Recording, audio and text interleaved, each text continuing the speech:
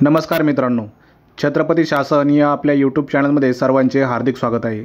मित्रांनो, आज आपण या व्हिडिओमध्ये सोयाबीन आणि कापूस विविध बाजार समितीमधील बाजारभाव बघणार आहोत। तर सगळ्यात अगोदर आजचे 19 जानेवारी रोजीचे सोयाबीनचे बाजारभाव बघूया। पहिला आहे शहादा। शहादामध्ये 40 क्विंटल ही आवक झाली असून याला सर्वसाधारण दर 4,475 रुपये भेटला आहे। छत्रपती संभाजीनगर येथे 41 क्विंटल आवक झाली असून याला दर 4,462 रुपये भेटला आहे। सिल्लोड येथे 7 क्विंटल आवक झाली असून दर 4,550 रुपये क्विंटल इतका मिळाला आहे। तुळजापूर बाजार समिती येथे आवक ही 125 क्विंटल झाली असून येथे दर 4,600 रुपये मिळाला आहे।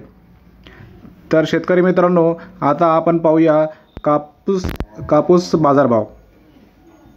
सगळ्यात अगोदर येते अमरावती बाजार समितीमध्ये 60 क्विंटल आवक झाली असून याला दर 6,650 मिळाला आहे।